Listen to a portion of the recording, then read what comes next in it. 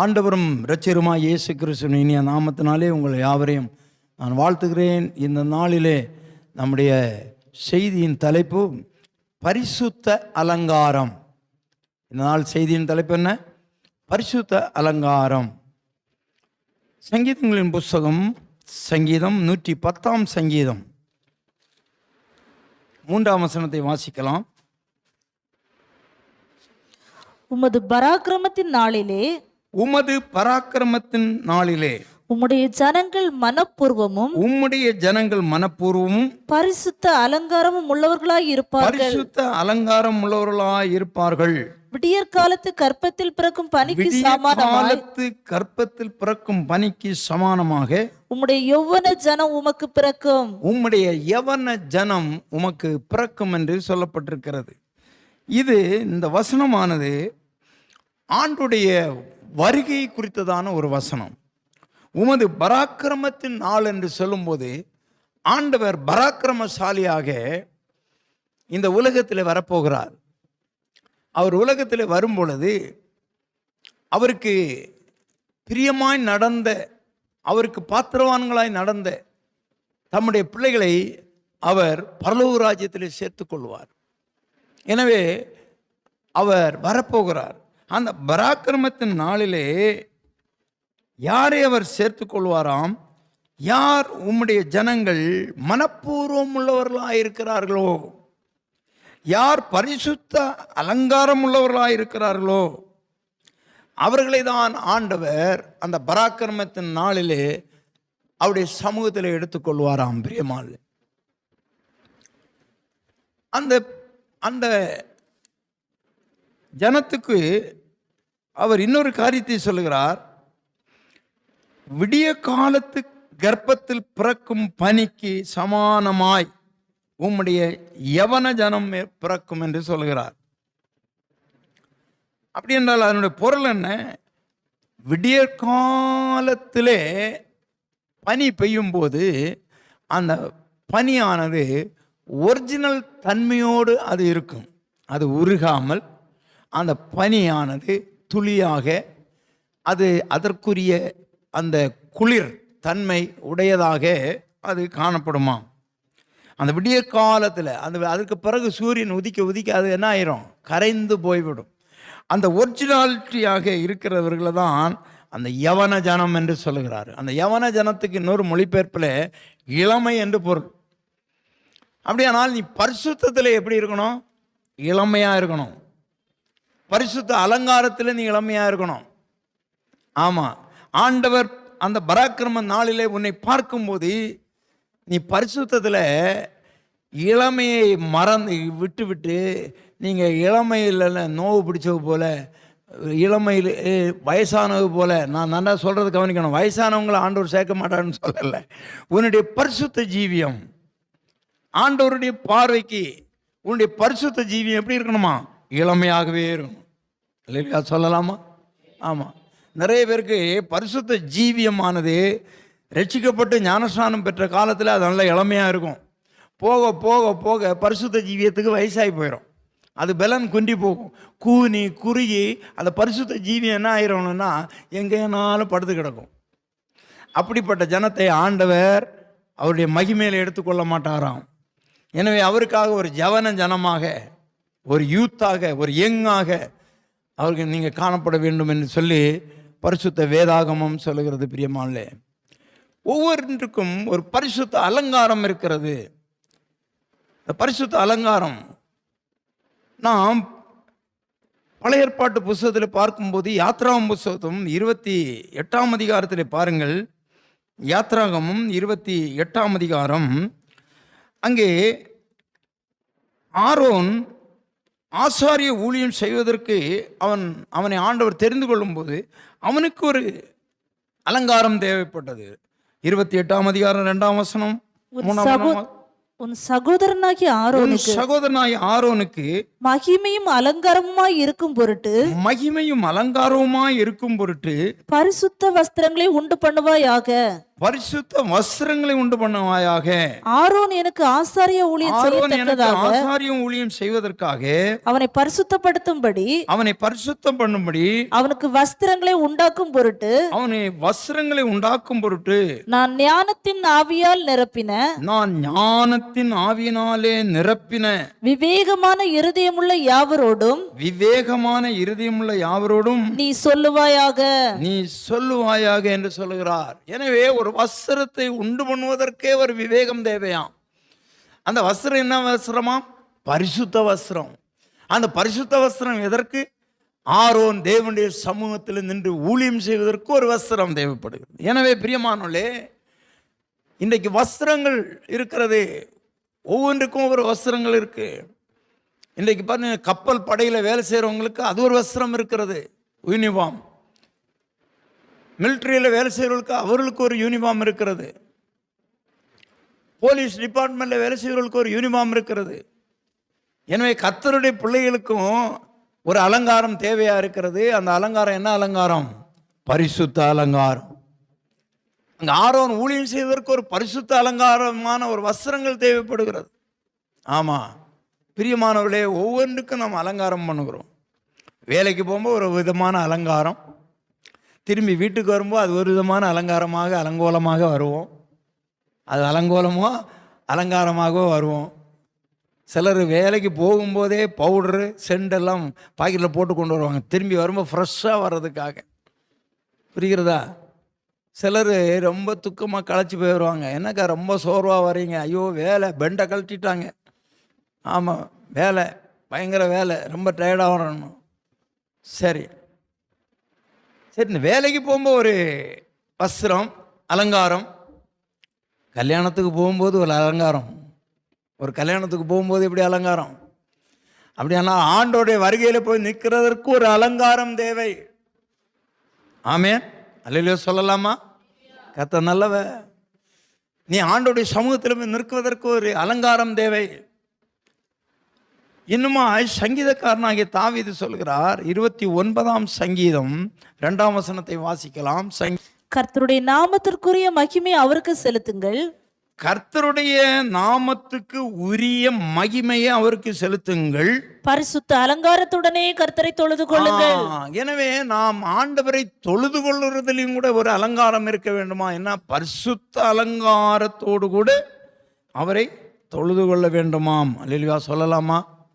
ஒருவேளை நீங்கள் கேட்கலாம், ஐயா நீங்கள் ஆரோனுக்கு ஒரு பரிசுத்த அலங்காரம், அந்த ஆரோனுடைய அந்த வஸ்திரங்கள் எல்லாம் பார்க்கும்போது இப்போ அந்த எந்த ஆரோனுங்களும் இல்லை, ஆரோனுங்களுக்கு அந்த வஸ்திரமும் இல்லை. நான் நினைக்கிறேன் யாரும் ஆரோனை மாதிரி இல்லை போல இருக்கு. அந்த வஸ்திரங்கள்லாம் இப்போ மாறி போச்சு. சோதரம். அந்த ஆரோனுக்கு இருந்த அந்த வஸ்திரம் பார்த்தீங்கன்னா எப்படி இருக்குமா? அந்த 28ஆம் அதிகாரம் யாத்திராவும் படித்தோமே, அதில் கீழே இருக்கும் 4ஆம் வசனத்தில், அவர்கள் உண்டாக்க வேண்டிய வஸ்திரங்களாவது மார்பதக்கங்கள், ஏபோத்து, அங்கி, விசித்திரமான உள்சட்டை, பாகை. பாகைன்னு சொன்னால் தொப்பி. ஆசாரியர்கள் அந்த தொப்பி வைப்பாங்க, பாகை, இடை கச்சை. அப்படியா? இப்படியெல்லாம் அவங்க பார்த்தீங்களா? இப்படிப்பட்ட பரிசுத்த வஸ்திரங்கள். இன்னொரு வசனத்தை வாசிக்கலாம். 96ஆம் சங்கீதம் 9ஆம் வசனத்தை வாசிங்க. 96ஆம் சங்கீதம் 9ஆம் வசனம். பரிசுத்த அலங்காரத்துடனே அங்கே அதைத்தான் இருக்கு. பரிசுத்த அலங்காரத்துடனே கர்த்தரை தொழுது கொள்ளுங்கள், பூலோகத்தாரே நீங்கள் யாவரும் அவருக்கு முன்பாக நடுங்குங்கள். முதலாவது அங்கே நாம் 29 பார்த்தோம், அவருக்குரிய மகிமையை செலுத்தி. இங்கே சொல்லப்பட்டிருக்கிறது நடுக்கத்தோடு, நடுக்கத்தோடு. ஆமாம், கவனமாக இருக்க வேண்டும் பிரியமான தேவனுடைய பிள்ளைகளே. கர்த்தருக்கு ஸ்தோத்திரம். கர்த்தர் நல்லவராக இருக்கிறார். எனவே நமக்கு அந்த பரிசுத்த அலங்காரம் என்கிறது என்ன என்று சொல்லி நாம் ஒரு சில காரியங்களை வேகமாக நாம் பார்க்கலாம். நீதிமொழிகளின் புஸ்தகம் 4ஆம் அதிகாரம், நீதிமொழிகளின் புஸ்தகம் 4ஆம் அதிகாரம் 7ஆம் வசனத்தை வாசிக்கலாம். ஞானமே முக்கியம். அடுத்த வசனம் கூட வாசிங்க. ஞானத்தை சம்பாதி, எண்ணத்தை சம்பாதித்தாலும் புத்தியை சம்பாதித்துக்கொள். அடுத்த வசனம், நீ அதை மேன்மைப்படுத்து, அது உன்னை மேன்மைப்படுத்தும். நீ அதை தழுவி கொண்டால் அது உன்னை கனம் பண்ணும், அது ஒரு அலங்காரத்தை கொடுக்குதான். அது உன்னுடைய தலைக்கு என்ன கொடுக்குதான்? அலங்காரமான ஒரு முடியை கொடுக்கும். அல்லேலூயா சொல்லலாமா? இப்போ ஒரு அலங்கார வஸ்திரத்தை உங்களுக்கு நான் காட்டியிருக்கிறேன். என்ன அந்த அலங்கார வஸ்திரம்? நான் கேள்வி கேட்கும்போது இங்கே பல் சொல்லணும். இங்கே ஒரு அலங்கார வஸ்திரம். என்ன அலங்கார வஸ்திரம்? ஞானம். ஞானம். இந்த ஞானம், இந்த வஸ்திரம் நல்லா கவனிங்க. நமக்கு ஒரு வஸ்திரத்தை உறிஞ்சிட்டா என்ன ஆகும்? நம்ம நிர்வாணமாக போயிடுவோம், அவமானம் வரும், நிந்தை வரும், நிறைய பேர் கிண்டலும் கேள்வியும் பண்ணுவாங்க. புரிகிறதா உங்களுக்கு? இப்போ ஞானம், இந்த ஞானத்தை நீங்கள் காத்துக்கொள்ளாவிட்டால்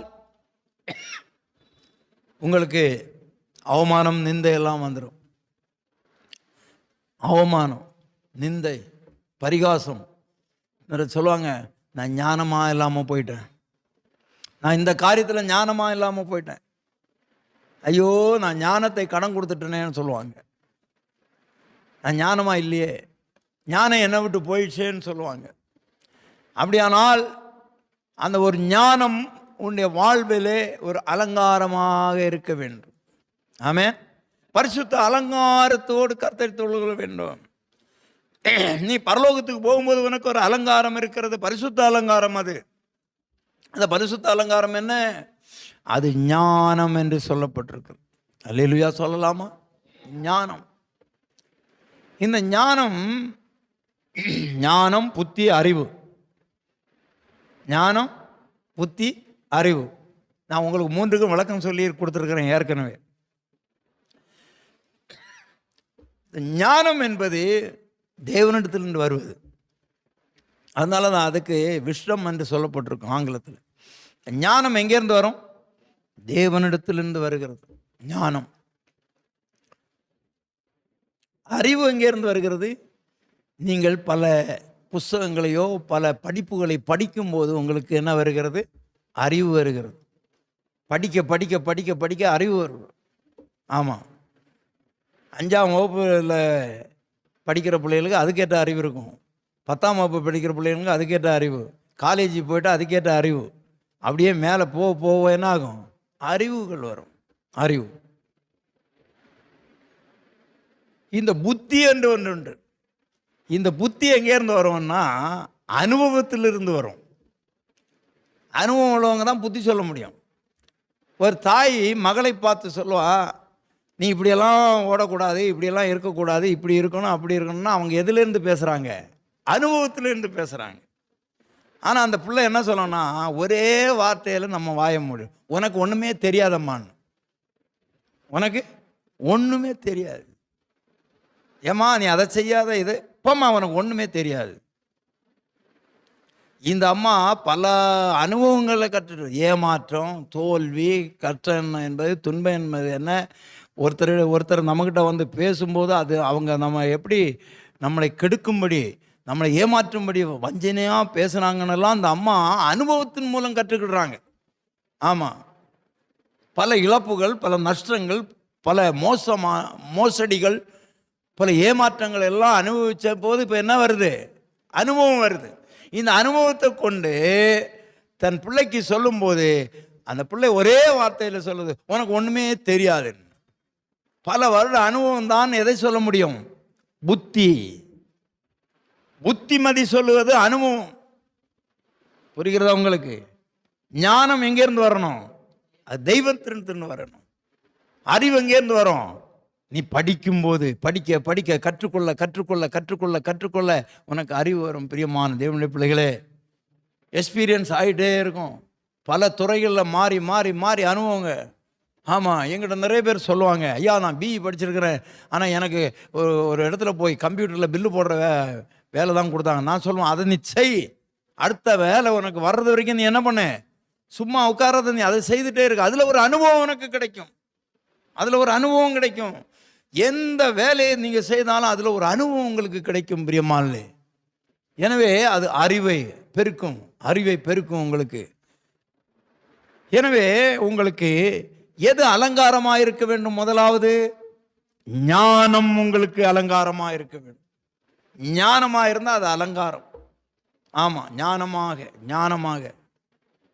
இந்த ஞானம் எங்கிருந்து வருகிறது என்று சொல்லி நீதிமொழிகள் 1:8 சொல்லப்பட்டிருக்கும். 1:8, என் மகனே, என் மகனே, உன் தகப்பன் புத்தியை கேள், தகப்பன் புத்தியை கேள், உன் தாயின் போதகத்தை தள்ளாதே, அவைகள் உன் சிரசுக்கு அலங்காரமான முடியும், உன் சிரசுக்கு அலங்காரமான முடியும், உன் கழுத்துக்கு சரப்பணியுமாயிருக்கும். அதுக்கு முன்ன வசனம் வாசிங்க, 7 வாசிங்க. கர்த்தருக்கு பயப்படுதலே, கர்த்தருக்கு பயப்படுதலே ஞானத்தின் ஆரம்பம். ஞானத்தின் ஆரம்பம். கர்த்தருக்கு முதல்ல பயப்படுற பயம் இருக்கும்போது அங்கதான் ஞானம் முதலாவது ஆரம்பிக்கிறது. அதன் பிறகு சொல்றார், என் மகனே, உன் தகப்பன் புத்தியை கேள், தாயின் போதகத்தை தள்ளாதே, அவைகள் உன் சிரசுக்கு அலங்காரமாயிரு. முதல்ல கர்த்தருக்கு பயப்படு.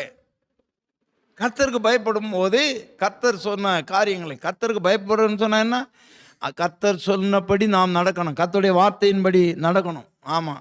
அதுக்கு பிறகு இவர் சொல்லுகிறார், என் மகனே, உன் தகப்பன் புத்தியை கேள், தாயின் போதகத்தை தள்ளாதே அப்படின்னு சொல்றார். இதெல்லாம் உங்களுக்கு அந்த 10 கட்டளையிலே வரும். உன் தகப்பனையும் தாயும் நீ என்ன பண்ணு? கனம் பண்ணுவாயாக, நீ கனம் பண்ணு அப்படின்னு சொல்றாரு. அப்போ தகப்பனையும் தாயும் கனம் பண்றது என்ன? சொற்பேச்சு கேளு. தகப்பன் தாய்க்கு சொற்பேச்சு கேளு. ஆமாம், கர்த்தருக்கு முதல்ல பயப்படு. கர்த்தருக்கு பயப்படுற பிள்ளைங்க தாய் தகப்பனுக்கும் பயப்படும். தாய் தகப்பன் சொற்பேச்சு கேட்கும். இன்னைக்கு கர்த்தருக்கும் பயப்படுறது கிடையாது, தாய் தகப்பனுக்கும் பயப்படுறது கிடையாது. எனவே கர்த்தருக்கு பயப்படுதல் ஞானத்தின் ஆரம்பம். அந்த ஞானம் எங்கிருந்து வருகிறது? கர்த்தரிடத்திலிருந்து வருகிறது. பிரியமானே, அந்த கர்த்தரிடத்திலிருந்து வருகிற ஞானம் உனக்கு அலங்காரமாக இருக்க வேண்டுமாம். அல்லேலூயா சொல்லலாமா? சோதரம். இன்னொரு அலங்காரத்தை நான் சொல்லுகிறேன். 1 தீமோத்தேயின் புஸ்தகம் 2ஆம் அதிகாரம் 8ஆம் வசனத்திலிருந்து நாம் வாசிக்கலாம். 8ஆம் வசனத்தில், அன்றியும் புருஷர்கள் கோபமும் தர்க்கமும் இல்லாமல்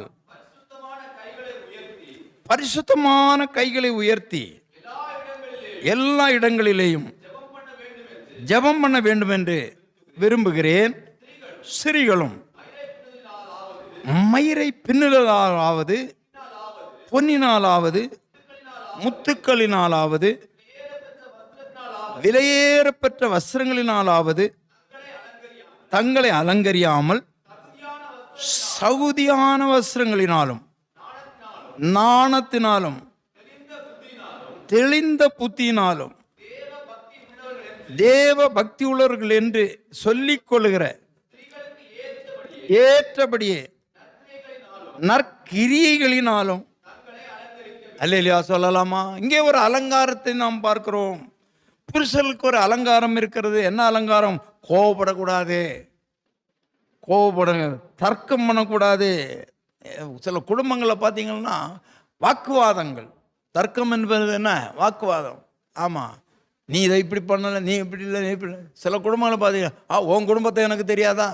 அந்த அம்மா சொல்லுங்க, உன் குடும்பத்தை எனக்கு தெரியாதா? ஆண்டவர் சொன்னார், நீங்கள் 2 பேரும் என்ன எப்படி இருக்கிறீங்களா? ஒன்றாக இருக்கிறீங்க. இந்த ஒன்றான பிறகு நம்ம குடும்பம்னு சொல்லணும். எப்படி சொல்லணும்? நம்ம குடும்பம்னு சொல்லணும். உங்கள் குடும்பம், உன் குடும்பம். உன்னையும் கட்டிக்கிட்டு நான் இது பண்ணுறேன்னு, உன் குடும்பத்தை எனக்கு தெரியாதா? உன் குடும்பத்தை என்ன, நம்ம குடும்பத்தை நமக்கு தெரியும் அப்படின்னு சொல்லணும். அல்லேலூயா சொல்லலாமா? இன்றைக்கு அநேக பிரித்து பிரித்து பிரித்து கோபம், தர்க்கம்.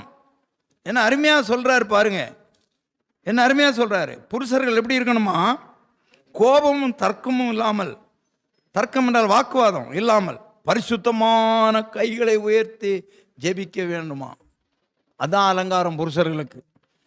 அடுத்த ஸ்திரீகளுக்கு மயிரை பின்னிலுதனால், பொன் ஆபரணங்களினாலே, முத்துக்களினாலே, விலையேறப்பெற்ற வஸ்திரங்களினாலே அலங்கரியாமல் என்று சொல்லுகிறார்.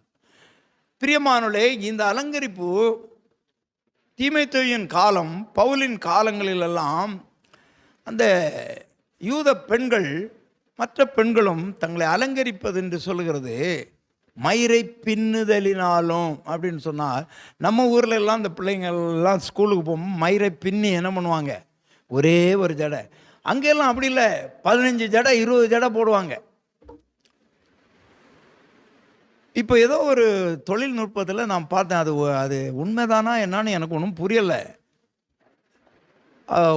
ஒரு ஒரு கூண்டு மாதிரி இருக்கிற தலையை விடுறான், அது என்ன ஆயிடுது, அந்த மயிரெல்லாம் கட் பண்ணி ஒரு பெண் தன்னுடைய தலையை விடுறா. அந்த தலை ரொம்ப கலைஞ்சு போன தலை, அது உள்ளால போயிட்டு வெளியே எடுத்த உடனே அது சின்ன சின்ன சின்ன சின்ன பின்னல்களாக நிறைய பின்னிடுது. ஆமாம், அப்போ பாருங்க, மயிரை பின்னுதல் என்று சொல்லுறது நம்ம பிள்ளைங்க போடுற பின்னல் அல்ல, அது ஒரு அலங்காரத்துக்காக அவங்க பின்னுகிறார்கள். எதற்கு அந்த அலங்காரம் எதற்கு என்று சொன்னால், தன்னை வெளியிலே ஒரு, நான் அதை சொல்வதற்கு வெட்கப்படுகிறேன், என்னுடைய ஜடையை பாரு, என்ன அழகப்பாரு, என்ன இதை பண்ணு, அப்படியாக பின்னுறாங்க. அதெல்லாம் இச்சைக்குரிய காரியங்கள். அதை தான் அவர் சொல்லுகிறார், மயிரை பின்னலாது அப்படின்னு சொல்றாரு, அது பின்னக்கூடாது. அப்படி இன்னொன்னு சொல்றார், பொன்னிலாது முத்துக்களினாது விலையேறப்பெற்ற வஸ்திரங்களினாலாவது என்று சொல்கிறார். பொன்னு, வெள்ளி, முத்து இதெல்லாம் நீங்கள் உங்களுடைய அலங்காரத்தில் 2 விதமான இருக்கிறது. நீங்க இருக்கிறதுனால போட்டுக்கிறது ஒன்று, உங்களை அலங்கரிப்பதற்காகவே போட்டுக்கிறது ஒன்று இருக்கிறது. எனவே அலங்கரிப்பதற்காகவே நிறைய போடுவாங்க.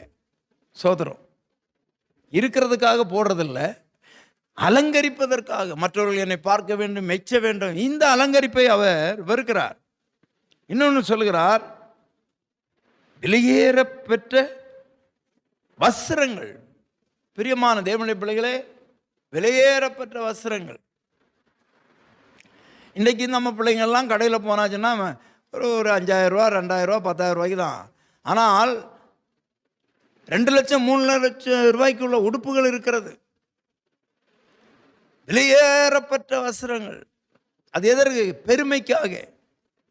இதெல்லாம் நீ அலங்கரிக்க வேண்டாம் என்று சொல்லிட்டு என்ன சொல்லுகிறார் 10ஆம் வசனத்தில், தகுதியான வஸ்திரம், நாணம். நாணம்னு சொன்னால் உங்களுக்கு கொஞ்சம் விளங்குறதா என்ன தெரியல, நாணத்தோடு அப்படின்னு சொன்னால் என்ன, மானத்தோடு, மானம் மரியாதையோடு, மானம் மரியாதையான வஸ்திரம் தரிக்கணும், மானம் போயிடக்கூடாது. நிறைய பேருக்கு மானம் போயிடுற மாதிரி வஸ்திரங்களை தரிக்கிறாங்க. நாணத்தோடு இருக்கணுங்க. ஆமாம், இப்போ எல்லாம் கலாச்சாரம் பயங்கரமாகி போயிடுச்சு. ஆமாம், இந்த பெண்கள் எல்லாம் கீழே வரைக்கும் பேண்ட் போடுறாங்க. ஒரு காலத்தில் இந்த ஜீன்ஸ் பேண்ட் போடுறதே லேடிஸுக்கு ரொம்ப ஒரு அவலட்சணமாக சொல்லிட்டு இருப்பாங்க. ஆனால் இப்போ சர்வசாதாரணம் தான் அது. இப்போ அதை என்ன பண்ணுறாங்கன்னா, இந்த முட்டியில் இருந்து கிழிச்சு விட்டுறாங்க. ஒரு காலத்தில் கிழிஞ்ச துணி யார் போடுவாங்கன்னா, ஏழை துணி புதுசாக எடுக்க முடியாதவங்க போடுவாங்க. இப்போ அந்த கிழிஞ்ச துணி யார் போடுறாங்கன்னா, பணக்காரன் போடுறான். எப்படி பாருங்க மாறிடுச்சு. இந்த முட்டியெல்லாம் எப்படி இருக்கு, கிழிஞ்சு போயிருக்கு, கிழிஞ்சு தொங்குது. ஏங்க, முட்டி கிழிஞ்சா பரவாயில்லைங்க, பின்னாடி கிழிஞ்சு தொங்குதுங்க. அதையும் போட்டுட்டு என்ன பண்ணுறாங்க, இது ஒரு பேஷனு. இது பரிசுத்த அலங்காரமா? இது உனக்கு பரிசுத்த அலங்காரமா? கவனமாக இருக்கணும். இது பரிசுத்த அலங்காரமா? வேதம் சொல்கிறது, புருஷர்கள் கோபப்படக்கூடாதாம், வாக்குவாதம் பண்ணக்கூடாதாம், பரிசுத்தமான கைகளை உயர்த்தி. அப்படின்னா உன் கை எப்படி இருக்கணும்? பரிசுத்தமாக இருக்கணும். லஞ்சம் வாங்கிட்டு அல்லேலூயா சோதரம் அப்படின்னு கோயிலில் முதலாளான்னு கையை தூக்கக்கூடாது. பரிசுத்த கையை நீட்டி மனையை அடிச்சுட்டு வந்துட்டு இவர் ஐயோ ஆண்டவர் அப்படின்னு சொல்லிட்டு கையை தூக்கக்கூடாது. புரிகிறதா உங்களுக்கு? அப்போ அங்கே என்ன இருக்கு? இன்றைக்கு வேதத்தை சரியாக போதிக்கிறதும் இல்லை, வேதத்தின்படி மக்கள் நடக்கிறதும் இல்லை. இந்த டேவிட் மட்டும் போதிக்கிறான்னு எல்லாரும் என்னை திட்டுறாங்க. நீ மட்டும் என்னையா ஊருக்கு ஒத்த மாதிரி போயா அப்படின்னு. நான் எங்கே போய் நிற்கணும்? ஆண்டோடைய வருகையில் அந்த யவன ஜனமாக நிற்கணும்னு நான் பாடுபட்டு இருக்கிறேன். நான் மக்களை ஆயத்தம் பண்ணிட்டு இருக்கிறேன். நான் ஆயத்தமாயிட்டு இருக்கிறேன். எப்படி நான் வழி தவறி போக முடியும்? கவனமாக இருங்க. பரிசுத்த கைகளை உயர்த்தி ஸ்திரீகளுக்கு சொல்றார் பரிசுத்த வஸ்திரங்கள் இருக்கிறது. ஆமா, இன்னொன்னு சொல்றார். 1 பேதுரு புஸ்தகம் 3ஆம் அதிகாரம் 6ஆம் வசனத்தை வாசிங்க. 1 பேதுரு 3:6.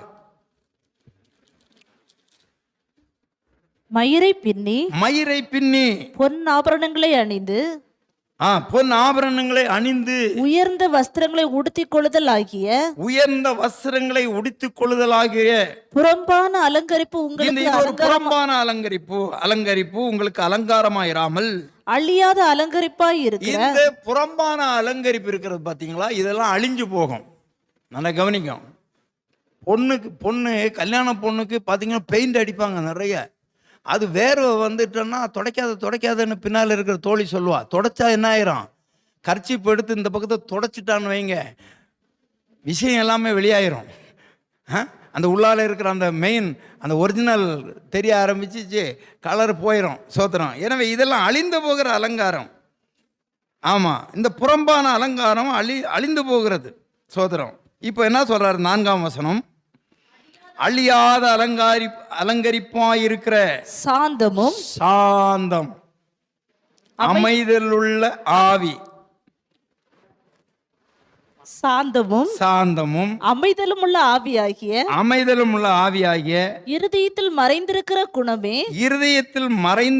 குணமே உங்களுக்கு அலங்காரமாய் இருக்க கடவது. அதுவே தேவனுடைய பார்வையில் விலையேற பெற்றது. பாத்தீங்களா? சோதரம். கூடிய நாள் நாம் ஒரு அலங்காரம், பரிசுத்த அலங்காரம். என்ன அலங்காரம்? அந்த பரிசுத்த அலங்காரம் அது அழியாத அலங்காரம். அது சாந்தம், அமைதலுள்ள ஆவி. சில குடும்பங்கள்ல அமைதலான ஆவியே இருக்காது. சில குடும்பங்கள் இருக்குதுங்க, இந்த பெண்கள் பேசுறது சத்தமா கேட்கவே கேட்காது, ரொம்ப காது கொடுத்து கேட்கணும். அப்படிப்பட்ட குணசாலிகளும் இருக்கிறாங்க. சிலர் பேசும்போது பார்த்தீங்கன்னா 10 வீடு கேட்கும். இது அமைதல் உள்ள ஆவி கிடையாது. கவனமா. சாந்தம், அமைதல் உள்ள ஆவி, இருதயத்தில் மறைந்து இருக்கிற குணம், அது உங்களுக்கு அலங்காரமாயிருக்க கடவது. அந்த அலங்காரம் தேவனுடைய பார்வையில் எப்படி இருக்கிறதா? விலையேற பெற்றது. 5ஆம் வசனம் வாசிக்கலாம். இப்படியே பூர்வத்தில் தேவனிடத்தில் நம்பிக்கையாயிருந்த பரிசுத்த ஸ்திரீகளும் தங்களுடைய புருஷர்களுக்கு கீழ்ப்படிந்து தங்களை அலங்கரித்தார்கள். அந்தபடியே சாராள் ஆபிரகாமை ஆண்டவன் என்று சொல்லி அவனுக்கு கீழ்ப்படிந்திருந்தாள். ஆண்டவன் என்று சொல்லி அவனுக்கு கீழ்ப்படிந்திருந்தாள். நன்றாய் கவனிக்கணும். அந்தபடி பரிசுத்த ஸ்திரீகள். அப்போ அங்கே சாராள உதாரணம். சாராள் ஒரு பரிசுத்த ஸ்திரீ. இவங்கெல்லாம் நகை போட்டிருந்தாங்க, பொண்ணு போடாமல் இல்லை, அலங்கரிப்பதற்காக போடலை, இருந்ததற்காக போட்டாங்க. அங்கே உதாரணம் நிறைய பெந்திகாசு சபைகள் எல்லாம் பொண்ணுனால பொண்ணே போடக்கூடாது, அதான் இங்கே பேதுரு சொன்னாருன்னு சொல்லுவாங்க. ஆனால் அப்படி அவர் சொல்லலை. இந்த பொன்னினாலாவது வெள்ளியினாலாவது விலையேறப்பது, இதனால உங்களை அலங்கரிக்கக்கூடாது. அலங்கரிப்பு வேற. புரிகிறதா? இப்போ நிறைய சர்ச்சுகளை போய் பாருங்கள். இதில் சர்ச்சுகளில் அதில் எல்லாம் ரொம்ப ஃபேமஸ் பார்த்தீங்கன்னா அமெரிக்காவில் போய் பார்க்கணும், இஸ்ரேல் தேசங்களை போய் பாருங்கள்.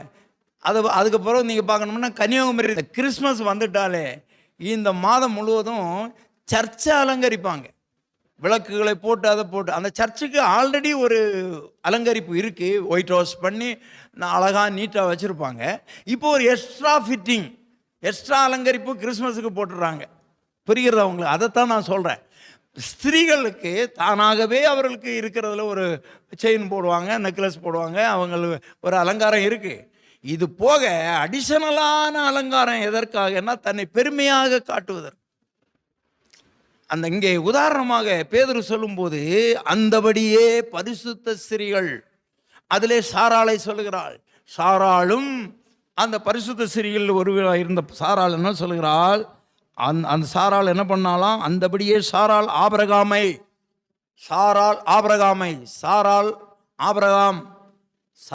ஆபிரகாமுக்கு மனைவி. சாராளுக்கு புருஷன் யாரு? ஆபிரகாம். அப்போ புருஷனுக்கு இவள் எப்படி இருந்தாலாம்? அவளை புருஷனை ஆண்டவன் என்று சொல்லி பயபக்தியாக இருந்தாள். வீட்டில் புருஷன் வராருன்னா ஆண்டவன், ஆண்டவர்னு சொல்ல கடவுள் அல்ல, அங்கே ஆண்டவர் என்றால் எஜமான், மாஸ்டர். ஆண்டவர் என்றால் எஜமான். அந்த வீட்டுக்கு தலைவர் எஜமான். எஜமான் வர்றாருன்னா, ஆமாம், சில பொம்பளைங்க கால் மேலே காலை போட்டுட்டு உட்காந்து டிவி பார்த்துட்டு இருப்பேன். எஜமான் உள்ளார வந்து கதவை திறந்துக்கிட்டு உள்ளார வரணும். எஜமான் கேட்பார், டீ போடும், காலம் இருந்த டீ மீதி இருக்கு, போய் சூடு பண்ணி குடி போ. இது யாரு? ஒரு குடும்ப தலைவி அந்த எஜமானுக்கு கொடுக்குற ஒரு மரியாதையாகுது. அவள் ஆண்டவன் என்று சொல்லி. அப்போ உண்மையான ஒரு ஸ்திரீ வீட்டில் உட்கார்ந்துட்டு இருக்கும்போது புருஷன் வந்து பைக்கை நிறுத்தினாருன்னு தெரிஞ்ச உடனே நிறைய பேருக்கு புருஷனுடைய பைக்கினுடைய சவுண்டெல்லாம் தெரியும். கரெக்டாக புருஷன் வந்துட்டார். வீட்டில் இருந்துட்டு கதவை போட்டுட்டு இருக்கும்போது சொல்லுவாங்க, வீட்டுக்காரர் வந்துட்டாருன்னு சொல்லுவாங்க. விருந்தாளி வந்திருப்பாங்க, எப்போ வருவார், வர நேரம் தாங்க. அந்த பைக்கு சவுண்டை பார்த்தோன்னே சொல்லுவாங்க, வீட்டுக்காரர் வந்துட்டாருன்னு சொல்லுவாங்க. பார்த்தீங்களா எவ்வளவு ஸ்திரீகள் ஞானவான்களாக இருக்கிறாங்க இல்லையா? அந்த புருஷன் வந்த உடனே இவங்க எழும்புவாங்க. எழும்பி ஓடி போய் கதவை திறப்பாங்க. வாங்க, ஓடி போய் என்ன பண்ணுவாங்க, சுடு தண்ணி போட்டு வச்சுருக்கு, கை கால் அலம்பிட்டு வாங்க, முகத்தை தொடங்கன்னு டவலை கொண்டு போய் கொடுப்பாங்க. அவள் வந்தோடனே தண்ணியை கொண்டு வந்து கொடுப்பாங்க, உட்காருங்க, காப்பியை கொண்டு வந்து கொடுப்பாங்க. இதெல்லாம் யாருன்னா பரிசுத்த ஸ்திரீகளை நான் சொல்கிறேன், தெய்வ பக்தி உள்ள ஸ்திரீகளை நான் சொல்கிறேன். அப்படியானால் உனக்கு பரிசுத்த அலங்காரம் என்று சொல்லுகிறது என்ன?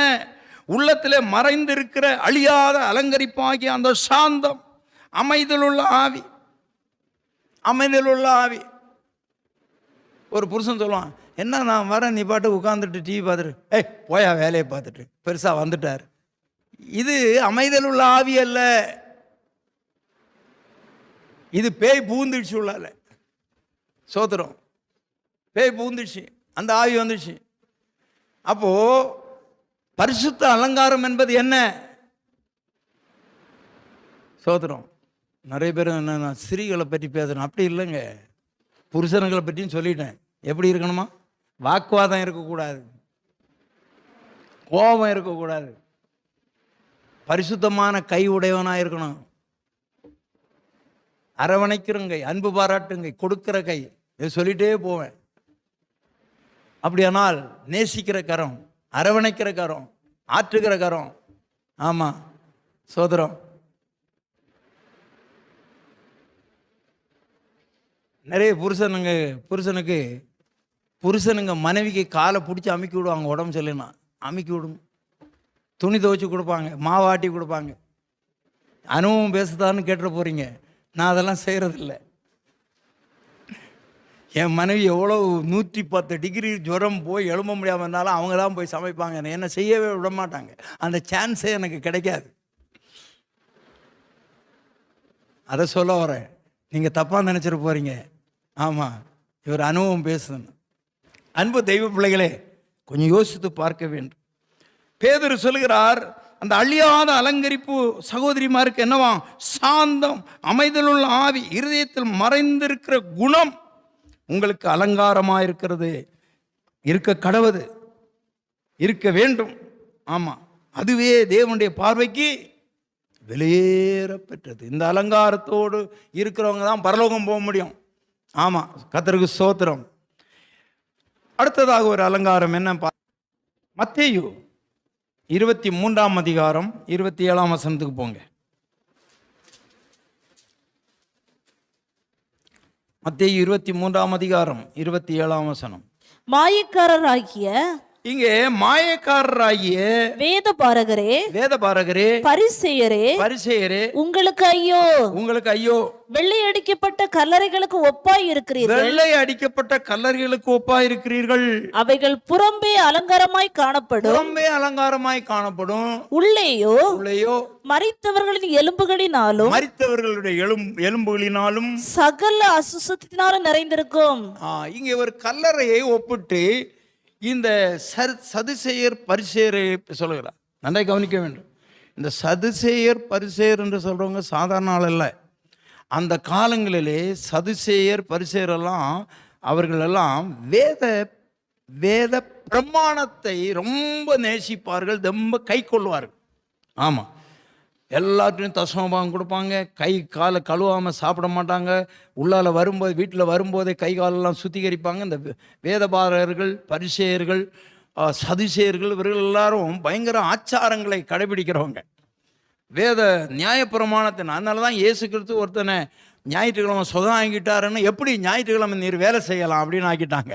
அவங்க ஒரு வேலையும் செய்யக்கூடாது அப்படின்னு. ரொம்ப பக்தி உள்ளவங்க ரொம்ப. ஆனால் ஆண்டவர் அவர்களை பார்த்து சொல்லுகிறார், வேதபாரகரே, பரிசேயரே, நீங்கள் எப்படி இருக்கிறீங்கன்னா வெள்ளை அடிக்கப்பட்ட கல்லறையாக இருக்கிறீங்க. இந்த கல்லறை எப்படி இருக்கிறது வெளியே? இன்றைக்கு நிறைய கல்லறையில் போய் பாருங்களேன், நல்ல விலை உயர்ந்த பளிங்கு கற்களினால அந்த கல்லறைகளை அலங்காரம் பண்ணுறாங்க. அதற்கு அருமையான டிசைன் கொடுக்குறாங்க. இதெல்லாம் வெளியே பார்க்கும்போது எப்படி இருக்கான்? பல பல பலன்னு இருக்கு. அவர் பரிசேயரை பார்த்து சொல்கிறார், நீங்கள் எல்லாம் வெளியே பார்க்கும் வெளி தோற்றத்தில் எப்படி தான் இருக்கிறீங்க, ரொம்ப சுத்தமாக தான் இருக்கிறீங்க, பார்க்குறதுக்கு நல்லா. ஆனால் உள்ளுக்குள்ளாக அந்த கல்லறையை திறந்து பார்த்தா என்ன இருக்கும்? உள்ளுக்குள்ளால அங்கே மரித்தவர்களுடைய எலும்பு, அசுத்தமான காரியங்கள், நாற்றம் எடுக்கிற காரியங்கள். அவர் சொல்கிறாரு, ஓம் இருதயம் வெள்ளை அடிக்கப்பட்ட கல்லறையாக இருக்குது அப்பா. இன்றைக்கு அநேகருடைய உள்ளங்கள் வெள்ளை அடிக்கப்பட்ட கல்லறையாக இருக்கிறது. நான் அதை சொல்வதற்கு நான் கொஞ்சம் வருத்தப்படுகிறேன். அநேக பரிசுத்தவான்கள் என்று சொல்லப்படுகிறவர்களுடைய வாழ்க்கை, ஐயா உங்கள் உள்ளத்தை நீங்கள் போய் பார்த்தீங்கன்னா, உள்ளத்தினுடைய என்ன உள்ளத்தில் எது இருக்கிறதோ அதுதான் வெளியே நீங்கள் பிரதிபலிப்பீங்க. உங்கள் உள்ளத்தில் என்ன இருக்கிறதோ அதுதான் கிரியையில் காட்டுவீங்க. அவருடைய கிரியைகளை பார்த்துட்டே அவங்க உள்ளம் எப்படி இருக்குன்னு நமக்கு தெரிஞ்சிடலாம். இன்றைக்கி அநேக பரிசுத்தவான்கள் என்று சொல்லுகிறவர்கள், விசுவாசிகள் என்று சொல்லுகிறவர்கள், நான் கர்த்தருடைய பிள்ளை என்று சொல்லி காட்டிக்கொள்வர்களுடைய வாழ்க்கையிலே அவர்கள் வெளிப்படுத்துகிற காரியங்கள் அசுத்தமாக இருக்கிறது, தீய காரியங்களாக இருக்கிறது. சோதரம், ஆமாம், வெள்ளையடிக்கப்பட்ட கல்லறையாக இருக்கிறாய். அந்த அலங்காரம் வேஸ்ட். பரிசுத்த அலங்காரமாக நீ இருக்க வேண்டும். உன் உள்ளம் எப்படி இருக்க வேண்டுமா? தூய்மையாக இருக்க வேண்டும் என்று சொல்லி அந்த உதாரணத்தை ஆண்டவராகிய இயேசு கிறிஸ்து சதுசேயர் பரிசேயருக்கு சொல்லி அங்கே காட்டுகிறார். பிரியமான தேவனுடைய பிள்ளைகளே, எனவே நாம் கவனமாக நாம் இருக்க கற்றுக்கொள்ள வேண்டும். பரிசுத்த அலங்காரம் நம்மளே காணப்பட வேண்டும். சோதரம். அடுத்தபடியாக ஒரு அலங்காரமாக பார்க்கலாம். ஏசாயாவின் புஸ்தகம் 61ஆம் அதிகாரம், ஏசாயா 61:10. வேகமாய் போகலாம். கர்த்தருக்குள் பூரிப்பாய் மகிழ்கிறேன். இங்கே சொல்லப்பட்டிருக்கிறது, கர்த்தருக்குள் பூரிப்பாக நான் மகிழ்கிறேன். என் தேவனுக்குள் என் ஆத்துமா களி கூர்ந்திருக்கிறது. ஆத்துமா களி கூறுகிறது.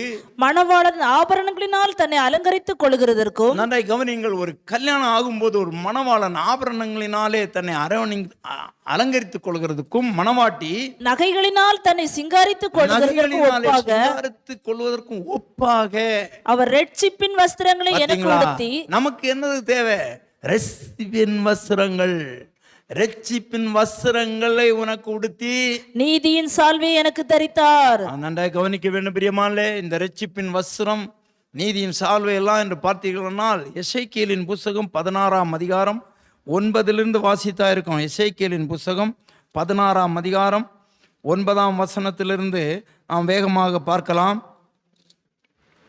நான் உன்னை ஜலத்தினால் முழுக்காட்டி, நான் உன்னை ஞானஸ்நானத்துக்குள்ளாக நடத்தி, உன்னை இரத்தமர ஸ்நானம் பண்ணுவித்து, உன்னுடைய பாவங்களை நான் என்னுடைய இரத்தத்தினாலே நான் கழுவி, உனக்கு எண்ணெய் பூசி, உனக்கு பரிசுத்த ஆவியின் அபிஷேகம் என்கிற எண்ணெயை பூசி, சித்திர தையலாடையை உனக்கு உடுத்தி.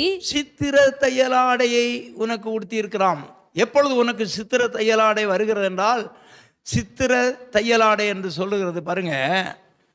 இந்த சித்திர தையலாடையை நீங்கள் அந்த காலத்தில், இப்போல்லாம் எம்ப்ராய்டரின்னு சொல்லுவாங்கள்ல, இப்போ கம்ப்யூட்டரில் போட்டு பட்டுன்னு ஒரு செகண்டில் எடுத்துருவாங்க. அந்த எம்ப்ராய்டரி ஒரு காலத்தில் வரும்பொழுது நான் அதை பார்த்துருக்குறேன். அந்த குச்சி தையல்னு சொல்லுவாங்க.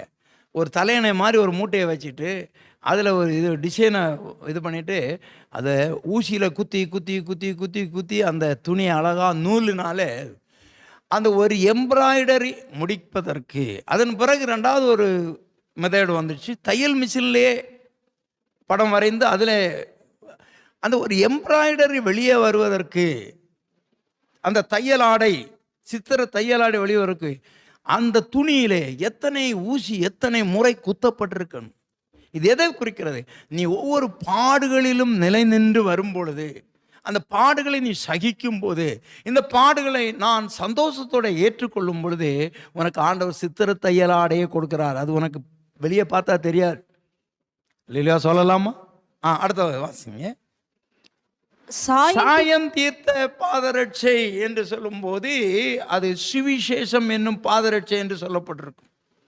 சாயம் தீர்த்த முழுமை அடைந்த அருமையாக வடிவமைக்கப்பட்ட அந்த ஒரு சுவிசேஷத்தை நீ அறிவிக்கும் போது, ஒரு சுவிசேஷமாக மாறும்போது, அதுதான் அந்த பாதரட்சியை குறிக்கிறது. கட்ட மெல்லிய புடவையோ, மெல்லிய புடவை. நீங்க இப்போ அந்த மெல்லிய புடவை பார்த்துக்கிங்கன்னா நீங்கள் வெளிப்படுத்தல பார்க்கணும். அங்கதான் மணவாட்டிக்கு மெல்லிய புடவை கொடுக்கப்பட்டதுன்னு. அந்த புடவை மெல்லிய புடவை என்பது பரிசுத்தவான்களுடைய நீதி என்று சொல்லப்பட்டிருக்கும். எனவே நீ நீதி செய்ய செய்ய செய்ய உனக்கு மெல்லிய புடவைகள் உண்மையில் வந்து விழும். ஆண்டவர் கொடுத்துட்டே இருப்பார். வாசிங்க. மூடிக்கொள்ள பட்டு சால்வை உனக்கு கொடுத்து. இந்த பட்டு சாதாரண அல்ல. எவ்வளோ பட்டு பூச்சிகள் செத்தால் தான் அந்த பட்டு உருவாகிறது. எனவே அது தியாகத்தை குறிக்கிறது. நீ தியாகம். மற்றவங்க உன்னை சர்ச்சுக்கு வருமா நிந்திக்கிறாங்களே, நீ மற்றவங்க உன்னை தடுத்தாலும் அதை தாண்டி நீ வர்றியே, மற்றவங்களை நிந்தித்தாலும் நீ சர்ச்சுக்கு போறிய என்னத்தை வாழ்ந்துட்டேன்னு சொல்றாங்களா, அந்த அவமான நிந்தைகளை சகிக்க சகிக்க சகிக்க தியாகம். அந்த தியாகியா நீ மாறும்போது உனக்கு என்ன கொடுக்கிறாராம்? பட்டு சால்வை. உன்னை ஆபரணங்களால் ஆபரணங்கள்.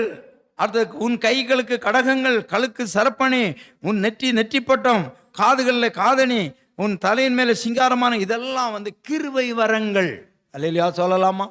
இதெல்லாம் கிருபை வரங்கள். ஒவ்வொன்றுக்கும் ஒவ்வொரு அர்த்தம் உண்டு. கிருபை வரங்கள் இதெல்லாவற்றையும் ஆண்டவர் உனக்கு கொடுத்து ஒரு பரிசுத்த அலங்காரத்தை உண்டு பண்ணுகிறாராம். அப்படின்னா உன்னிடத்துல என்ன காணப்படணும்? தியாகம் இருக்க வேண்டும். உன்னிடத்துல மனம் திரும்புதல் இருக்க வேண்டும். ரட்சிக்கப்படுற அனுபவம் இருக்க வேண்டும். ஞானஸ்நானம் இருக்க வேண்டும். பரிசுத்தான அபிஷேகம் இருக்க வேண்டும். இதெல்லாம் வரும்பொழுது ஒவ்வொன்றாய் உன்னை அலங்கரித்து கொண்டே இருக்கிறார். இல்லையா சொல்லலாமா? ஏசாயாவின் புத்தகம் 52:1 வாசிங்க. 52:1. எழும்பு எழும்பு சீயோனே, உன் வல்லமையை தரித்துக்கொள். எருசலேமே உடுத்திக்கொள். போதும், நீ அலங்கார வஸ்திரங்களை உடுத்திக்கொள். அதுன்னு அர்த்தம். எழும்பு எழும்பு சீயோனே. எங்க இருந்து எழும்பணும்? தூசியை உதறி விட்டு எழும்புன்னு சொல்றாரு. அப்படியே பாவத்தில் கிடக்கிறதான சீயோனை பார்த்து சொல்றாரு, நீ எழும்பு. உனக்கு பரிசுத்த அலங்காரமான வஸ்திரங்களை தெய்வம் கொடுத்திருக்கிறாரே, நீ ஏன் அசுத்தத்தில் கிடக்கிறாய்? உனக்கு சாந்தம் கொடுத்திருக்கிறார், அமைதியை கொடுத்திருக்கிறார், கோபத்தை விட்டு சாந்தம் கொடுத்திருக்கிறார், அமைதியான ஜீவியம் கொடுத்திருக்கிறார். பரிசுத்த கரங்களை நீ உயர்த்த வேண்டும். நீ ஆனால் தூசியிலே கிடக்கிறாய். அதை விட்டு எழும்பு, உனக்கு உடைய பரிசுத்த அலங்கார வஸ்திரங்களை உடுத்திக்கொள் என்று சொல்லி எச்சரிக்கிறார். பிரியமான தேவனுடைய பிள்ளைகளே, கர்த்தர் நல்லவராயிருக்கிறார். கடைசியாக ஒன்றை சொல்லி முடிக்கலாம். ஏசாயாவின் புத்தகம் 62ஆம் அதிகாரம் 4ஆம் வசனத்தை வாசிக்கலாம். நீ இனி கைவிடப்பட்டவள் என்று சொல்லப்படாதபடி, அதாவது அவர் அங்கே எருசலேமை பார்த்து சொல்கிறார், சீயோனை பார்த்து நீ கைவிடப்பட்டவள் எனப்படாமலும், உன் தேசம் இனி பாழான தேசம் எனப்படாமலும், நீ எப்சிபா என்றும் சொல்லப்படும். பிரியமா இருக்கிறார், வாழ்க்கைப்படும். போதும். அதற்கு முந்தின ஒரு வசனத்தை வாசிக்கலாம். நீ கர்த்தருடைய கையில் அலங்காரமான கிரீடம் கரத்தில். அல்லேலூயா சொல்லலாமா?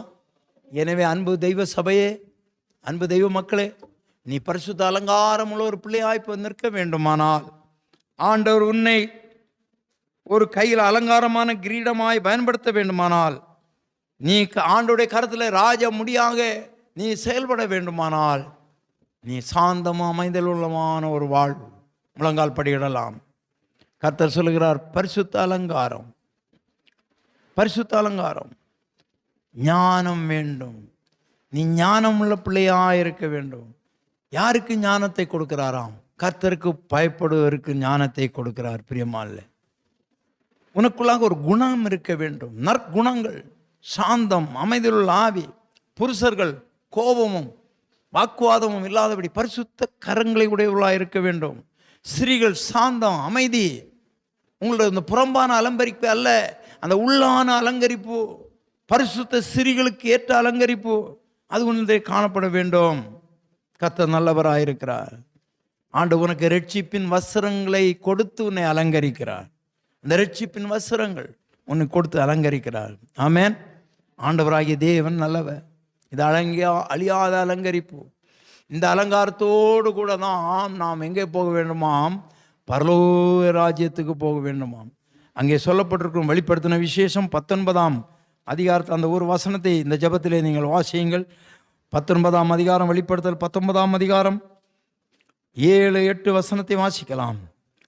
நாம் சந்தோஷப்பட்டு களி கூர்ந்து அவருக்கு துதி செலுத்த கடவோம். ஆட்டுக்குட்டியானுடைய கல்யாணம் வந்தது, அவருடைய மனைவி தன்னை ஆயத்தம் பண்ணி நான் சொல்ல கேட்டேன். சுத்தமும் பிரகாசமான மெல்லிய வஸ்திரம் தரித்து கொள்ளும்படி அவளுக்கு அளிக்கப்பட்டது. அந்த மெல்லிய வஸ்திரம் பரிசுத்தவான்களுடைய நீதியே. ஒரு நாள் இயேசு மணவாளனாய் வரப்போகிறார். அந்த மணவாளனாகிய இயேசுவை சந்திப்பதற்கு இந்த மணவாட்டி ஆயத்தமாய் கொண்டிருக்கிறார். அவளுக்கு பரிசுத்த அலங்காரமான வஸ்திரங்கள் தேவையாக இருக்கிறது. அந்த குணங்கள், அந்த ஆண்டவர் கொடுக்கிற நற்குணங்கள், இது உங்களுக்கு அலங்காரமாக இருக்க கடவுது என்று சொல்கிறார். ஹல்லேலூயா. கர்த்தரை ஸ்தோத்திரிக்கலாமா? ஆண்டவரே உமக்கு ஸ்தோத்திரம். பரிசுத்த ஆவியானவரே உமக்கு ஸ்தோத்திரம். தேவாதி தேவனே உமக்கு ஸ்தோத்திரம். நல்லவரே உமக்கு ஸ்தோத்திரம். ஆண்டவரே உமக்கு ஸ்தோத்திரம். பிள்ளைகளை அப்படியாக அலங்கரிப்பீராக. பிள்ளைகள் உம்முடைய வருகையில் யவன ஜனமாக, பரிசுத்த ஜனமாக வந்து நிற்கும்போது ஒரு பரிசுத்த அலங்காரத்தோடு உம்முடைய சமூகத்தில் வந்து நிற்க அனுக்கிரகம் பாராட்டும் அப்பா. உலகம், மாமிசம், பிசாசு என்கிற அந்த தூசி, அந்த தூசிக்குள்ளாக நாங்கள் படுத்து கிடக்காதபடி தூசியை விட்டு எழும்ப ஆண்ட உதவி செய்யும்படியாக நாங்கள் ஜெபிக்கிறோம். எல்லா துதியும் கனவும் மைமையும் நீர் எடுத்துக்கொள்ளும். நீர் பேசுவன ஜெபிக்கிற அன்பிருக்கின்ற பரலோக பிதாவே, ஆமென்.